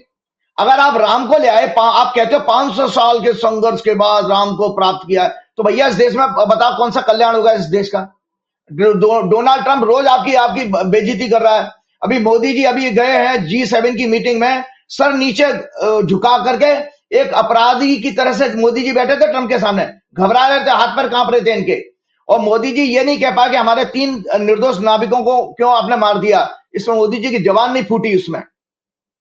तो भारत की इकोनॉमी, करेंसी का बर्बाद हो जाना, बेरोजगारी, महंगाई चरम सीमा पर, पेपर लीक और शिक्षा में करप्शन, हेल्थ सेक्टर में करप्शन, प्रत्येक गवर्नमेंट ऑफिस में छोटे से बड़े लेवल तक करप्शन बढ़ जाना, महिलाओं पर अत्याचार, sex abuse, sex crime, rapes के केसेस बढ़ जाना, महिला पहलवान खिलाड़ियों को भी आपने नहीं छोड़ा, डंडे पुलिस से पड़वा दिए, देश की सोशल हार्मोनी बर्बाद हो जाना, दलितों, गरीबों, मजदूरों, किसानों, आदिवासियों का शोषण, उनकी जमीनों पर कब्जा कर लेना, प्राकृतिक संपदा का बर्बाद हो जाना, जंगलों को काटना, पुलिस और इन्वेस्टिगेशन एजेंसीज का निर्दोष पत्रकारों, सोशल मीडिया प्लेटफॉर्म पर अत्याचार, 4 PM सहित आम जनता के fundamental rights, freedom of faith, religion, freedom of speech and expression और जस्टिस का कमजोर कर देना, ये सब राम मंदिर बनने के बाद के प्रभाव हैं।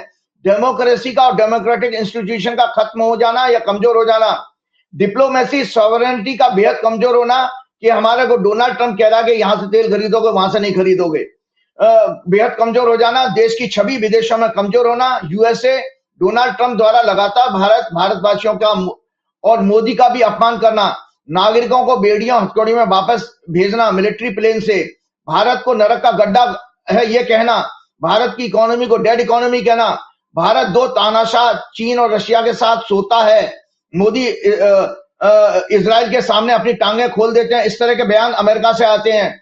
भारत पर टैरिफ लगाना, $100 बिलियन का ट्रेड फोर्स करना कि आपको जबरदस्ती व्यापार करना पड़ेगा, वेनेजुएला से घटिया और महंगा तेल खरीदना, रशिया ईरान से अच्छी क्वालिटी का और चीप ऑयल खरीदने से मना कर देना, एप्स्टीन सेक्स स्कैंडल में मोदी और उसके मिनिस्टर्स का नाम आ जाना, यूएस की संसद में एक रिपोर्ट सबमिट होना जिसमें कहा गया कि 2025 में ऑपरेशन सिंदूर में पाकिस्तान भारत से मिलिट्री कॉन्फ्लिक्ट जीता और उसने भारत के 5 या 7 फाइटर जेट्स गिरा दिए थे।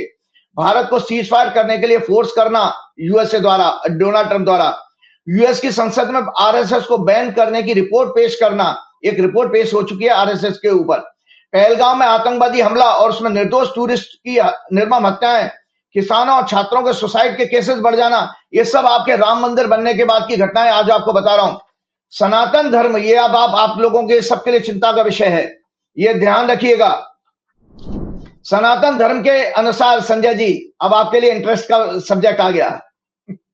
एसआईटी और पुलिस योगी जी की दंड देना दे, लेकिन भगवान ने शास्त्रों में लिखा है कि मैंने पूरी इसकी तैयारी की है कि मुझे पता है कि किस लेवल पे लोग देख रहे हैं मेरे प्रोग्राम को। सनातन धर्म के अनुसार मंदिर या अन्य दैवीय संपत्ति चोरी करने पर काल द्वारा क्या दंड मिलता है? ध्यान से सुनिएगा, एक एक पॉइंट धीरे धीरे बोलूंगा।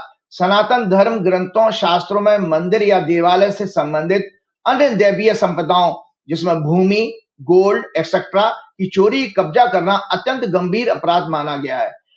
और किस पुराण में है? दर्शक खुद जाकर पढ़ सकते, गरुड़ पुराण, स्कंद पुराण आदि में ऐसे पाप करने वालों को नरक की यातनाएं और अगले जन्म में दंड वर्णित है। यमराज यानी काल के स्वामी द्वारा इनको विस्तार से बताया गया। यमराज खुद बताते हैं इन दंडों को। दूसरों की संपत्ति, धन, पत्नी, बच्चे हड़पने या चुराने वालों को रस्सियों से बांधकर अंधेरे में कोड़े मारे जाते हैं, भूख प्यास से तड़पाया जाता है। ये यमराज कह रहे हैं, ये याद रखो अंधभक्तों, तुम्हारे को भी यही सजा मिलने वाली है। मंदिर, देवालय, ब्राह्मण की चोरी, रत्न सोना चुराने वालों को लाल रेड हॉट चिमटे से मार मार कर उनके टुकड़े कर दिए जाते हैं। चिमटा होता ना, लाल पूरा करके फिर काटा जाता है, ये मार मार के टुकड़े कर दिए जाते हैं। उन्हें आग की भट्टियों में उल्टा लटकाया जाता है। धोखे से, छल कपट से दूसरों की संपत्ति, अधिकारों, पदों को छीनकर भोग करने वालों को अंधकार में बुद्धि और दृष्टि खोने जैसी यातनाएं दी जाती हैं, अर्थात उन्हें अंधा कर दिया जाता है। आपको पता है ये भी शास्त्र का नियम है कि ऐसे लोग अंधे हो जाते हैं।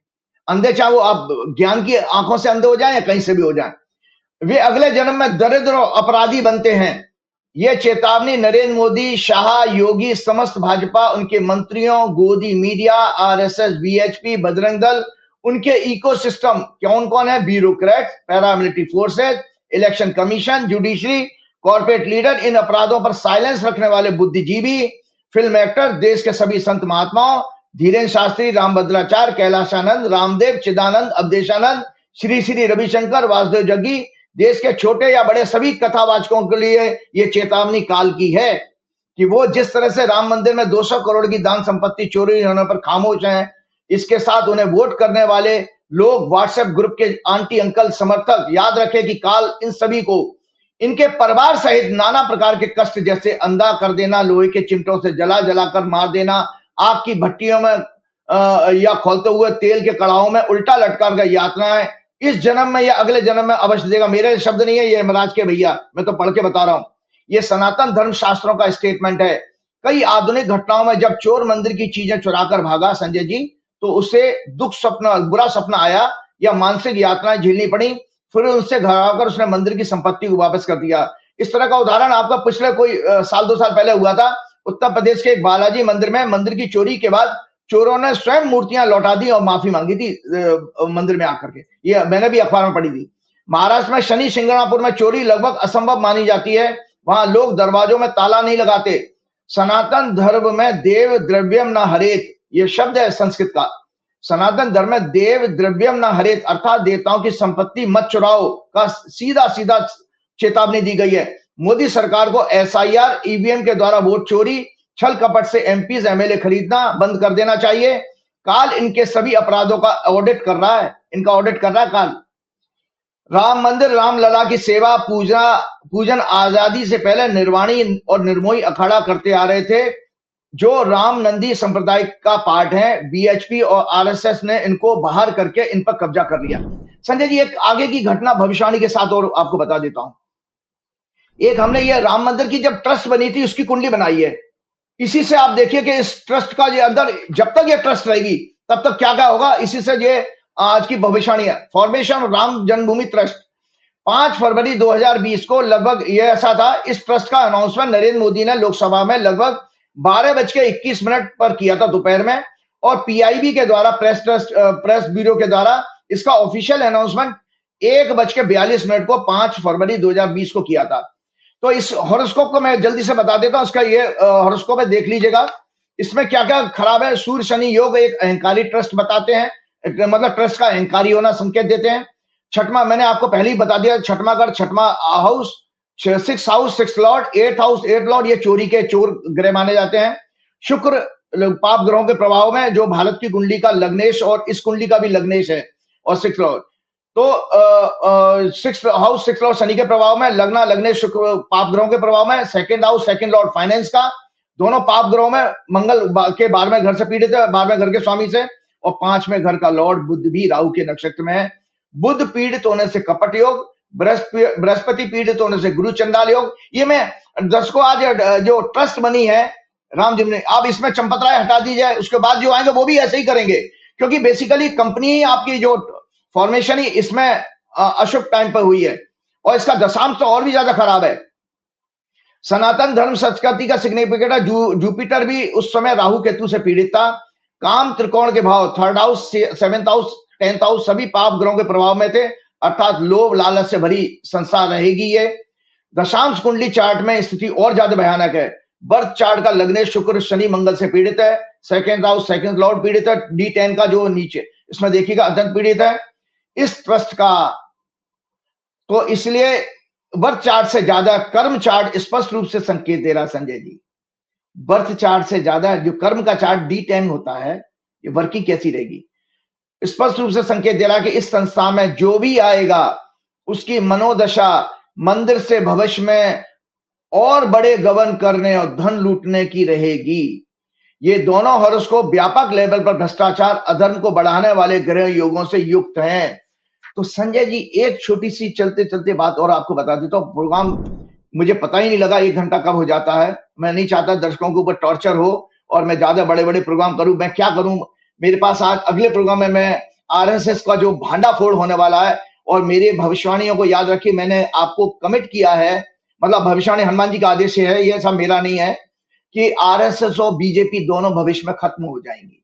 उसका संकेत आया जिस तरह कर्नाटक के होम मिनिस्टर ने उसके उनके कार्य प्रणाली पर, उनकी वर्किंग पर जो प्रश्न उठाए हैं। अगला प्रोग्राम मैं उसी पे करूंगा। और अगले प्रोग्राम में एक और बड़ी भविष्यवाणी जो मेरी सच हुई है, ईरान इस युद्ध में जीता है और कई और बल्ले बल्ले उसकी होने वाली है। उसको वापस बताऊंगा कि ईरान को इस मतलब जो एमओयू साइन हुआ अमेरिका के साथ, उसमें कितना बड़ा फायदा होने जा रहा है। तो चलते चलते एक छोटी सी बात है, बस इसी से 5 मिनट और लूंगा दर्शकों आपके।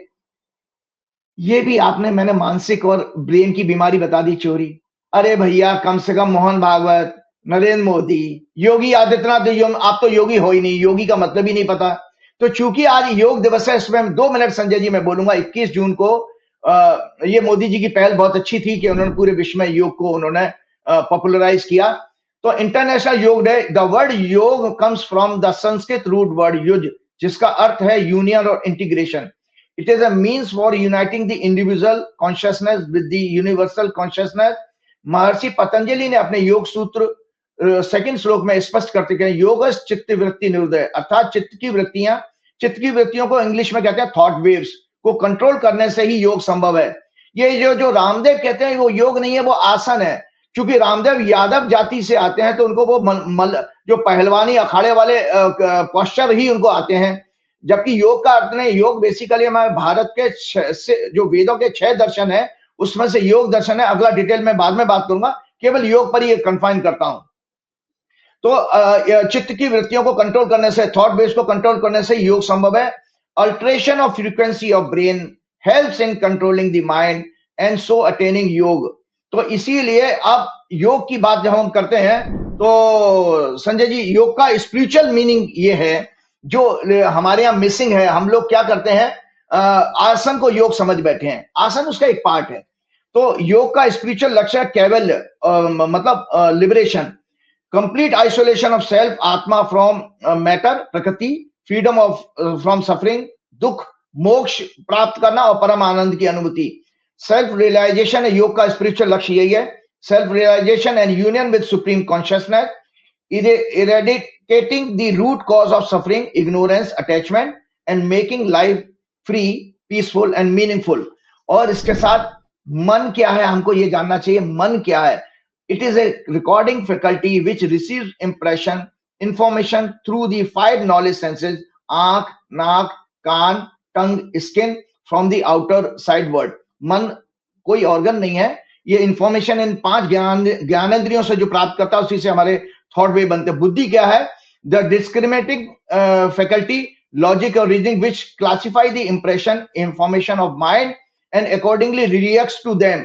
फ्रंटल लोब हमारा ये होता है। अहंकार क्या है, ego sense which claims these impressions for its own and store them up as individual knowledge.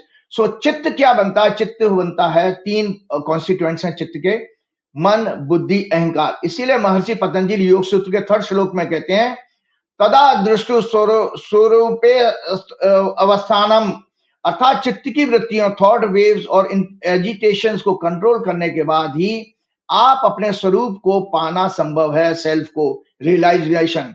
तो इंपॉर्टेंस ऑफ अष्टांग योग की बात करते हैं। महर्षि ने 8 स्टेप सुप्रीम सिस्टम के द्वारा वेरियस रूल्स एंड प्रैक्टिस को ऑब्जर्व करने के लिए कहा, तभी mind different types of impulse impurity से फ्री हो पाएगा। ये मन बार बार चित्त क्यों डिस्टर्ब होता है कि जब तक आपका करेक्टर नहीं होगा, यम नहीं होगा, नियम होगा, तो आप कभी भी योग की तरफ जा ही नहीं सकते हैं।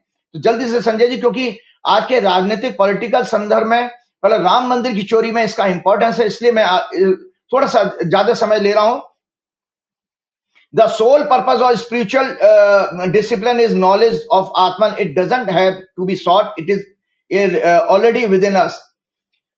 यम सत्य, यम क्या है, यम के 5 प्राण, सत्य, अहिंसा, अस्तेय, चोरी ना करना। यहां पर भी चोरी ना करना यम का नियम है। आप चोरी कर रहे हैं, आप राम मंदिर में चोरी कर रहे हैं, आप एमएलए एमपीज की चोरी कर रहे हैं, आप वोट की चोरी कर रहे हैं एसआईआर के द्वारा, आप जो है क्या नाम है ईवीएम को मैनिपुलेट कर रहे हैं, जजमेंट में गलत जजमेंट देकर चोरी कर रहे हैं।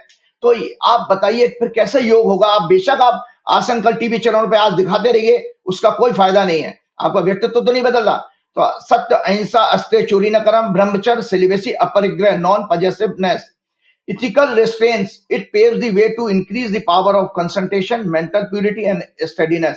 देशवासी चिंतन करें क्या फायदा है योग दिवस मनाने का, जब इस देश के पीएम मोदी, भाजपा, समस्त मिनिस्टर, ब्यूरोक्रेट्स, कॉर्पोरेट लीडर्स, गोदी मीडिया, फिल्म एक्टर, ढोंगी, फर्जी संत महात्मा, बाबा रामदेव 2014 से वर्तमान सरकार द्वारा महर्षि पतंजलि के पहले इथिकल रेस्ट्रेंट्स को ही पालन करने न करके अपमान कर रहे हैं। सत्य के विपरीत झूठ, पाखंड, फेक नैरेटिव, फॉल्स न्यूज फैलाकर, अहिंसा के विपरीत समाज में भेदभाव, हिंसा फैलाकर, हेट स्पीच के द्वारा, चोरी ना करना, एसआईआर, ईवीएम के द्वारा वोट चोरी, करप्शन, राम मंदिर के चंदे के 200 करोड़ की चोरी, दूसरे विपक्षी दलों के एमपीज को खरीदना, एमएलए को खरीदना, चोरी करना, ब्रह्मचर्य के विपरीत मोदी द्वारा अनेक मंत्रियों, जजेस के द्वारा विदेश यात्राएं करना, रोड शोज करना, अपरिग्रह के विपरीत करप्शन के द्वारा सभी ने देश को जमकर लूटना जारी रखा हुआ है। तो संजय जी नियम क्या है, पर्सनल ऑब्जर्वेंस है, शौच, क्लीननेस, सफाई, शुद्धता, संतोष, कंटेंटमेंट, तब ऑस्टेरिटी, स्वाध्याय, self study, surrender to the ईश्वर। यहां पर भी RSS, BHP, Modi, Shah, Yogi, BJP, उनके मंत्रियों, उनके इकोसिस्टम के मन गंदे हैं जो अयोध्या में चंदे की लूट पर खामोश हैं। सेल्फ स्टडी के नाम पर इनका आईटी सेल, गोदी मीडिया, व्हाट्सएप, यूनिवर्सिटी का सहारा लेकर फेक नैरेटिव प्रोपेगेंडा में व्यस्त है।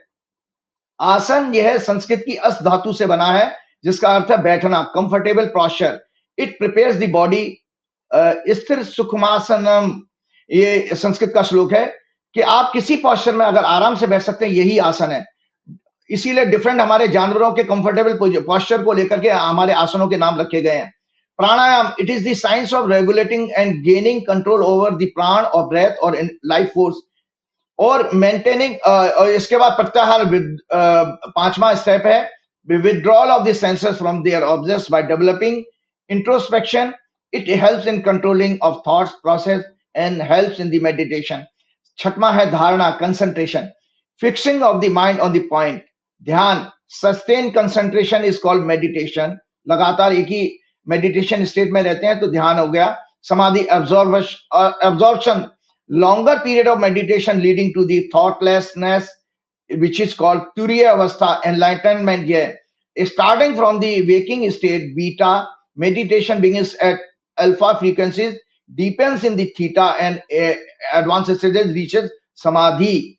तो संजय जी, अब इसके साथ भगवान कृष्ण के दो संदेश के साथ मैं आज प्रोग्राम सुना रहा हूं. दर्शकों माफी चाहता हूं, मेरा काम ये रहता है कि एक हफ्ते में एक दिन आता हूं कि कुछ आपके साथ नई चीजें जान के लेगा. तो संजय जी, योग आज आप भी जा रहे कि भगवान कृष्ण के दो संदेश समझ लीजिएगा. आप भी थोड़ा सा स्ट्रेस ले रहे हैं तो भगवान के ये गीता के चैप्टर 6 में भगवान ने योग के ऊपर भी बात करी है. चैप्टर 6 में जरूर पढ़िएगा जब भी समय मिलेगा. ये वाली गीता जो है हिंदी, इंग्लिश और संस्कृत तीनों में है. तो भगवान चैप्टर 16 में कहते हैं, हे अर्जुन, चैप्टर 6 के श्लोक नंबर 16 में, हे Arjun, this yoga is neither for him who overeats, जो जरूरत से ज्यादा खाता है, nor for him who observe complete fast, जो जरूरत से ज्यादा व्रत रखते हैं उनके लिए भी योग संभव नहीं है. भगवान मना कर रहे हैं कि बेकार तुम मेरे लिए उपवास व्रत रखते रहते हो, फिर महिलाओं को माइग्रेन प्रेन हो जाता है और पछाड़ खा के बेहोश होकर गिर जाती हैं. इनसे भगवान प्रसन्न नहीं हो रहे हैं. भगवान की बात सुन लीजिए, this yoga is neither for him who overeats nor for him who observe complete fast. It is neither for him who is giving too much sleep, जो जरूरत से ज्यादा सोता है, nor even for him who is ceaselessly awake, जो जरूरत से ज्यादा जागता रहता है. और आखिरी, वर्क लाइफ बैलेंस का. संजय जी, ये आपको, मुझे, सबको तनाव कम करने के लिए भगवान ने बहुत सुंदर मंत्र दिया है. तो वो कहते हैं, योग विच रिड्स वन ऑफ, वो डीप सफरिंग से जो बचाता है, is accomplished only for by him who is regulated in diet, जो अपनी नियमित डाइट को रेगुलेट कर रखता है. रिक्रिएशन, अपने मनोरंजन को भी रेगुलेट रखता है. और रेगुलेटेड इन परफॉर्मिंग एक्शन, अपने कार्य को भी रेगुलेटेड रखता है. जरूरत से 8 घंटे से ज्यादा वर्किंग कर नहीं सकते हैं. एंड रेगुलेटेड इन स्लीप, और उसकी रेगुलेटेड स्लीप होती है 6-7 घंटे की. एंड वेकफुलनेस, और वो जागने का भी रहता है. तो इसीलिए भगवान ने कहा, देखिए भगवान एक मन को, देखिए मेडिटेशन की हम बात करते हैं ना, एक श्लोक और है बस. वो श्लोक भगवान ने चैप्टर जो है 35 है, mind is restless no doubt and difficult to curb Arjun, but it can be brought under control by repeated practice of meditation and by controlling his passion और डिजायर. अपनी इच्छाओं को, अपनी कामनाओं को रेगुलेट रखिए और मेडिटेशन करिए तो मन को कंट्रोल कर सकता है. यही सॉल्यूशन भगवान ने 35वें श्लोक में चैप्टर 6 के बताया. इसी के साथ हनुमान जी की प्रार्थना करते हुए अगले प्रोग्राम में मैं आरएसएस का खुलासा करूंगा और ईरान की भविष्यवाणी के साथ और अन्य नई जानकारी के. श्री गुरु चरण सरोज रज निज मन मुकुर सुधार, वर्ण रघुवर विमल जसु जो दायक फल चार. बुद्धिहीन तनु जान के सुमरो पवन कुमार, बल बुद्धि विद्या देव मोह हरऊ कलेश विकार. जय श्री राम, जय हनुमान. बहुत शुक्रिया राजीव जी, बहुत शुक्रिया. ये थे राजीव नारायण जी, पूरी बातचीत आपने सुनी. आप सोचो, मंदिर में चोरी, चंदा चोरी, और ये राम भक्त कहते हैं, ये राम की बात करते हैं. राजीव जी ने तो बता दिया है कि आरएसएस और बीजेपी का बिल्कुल अंतहीन निकट है. इतनी चंदा चोरी के बाद भगवान क्या माफ करेंगे? आप क्या सोचते हैं, बताइएगा जरूर. शुक्रिया, थैंक यू.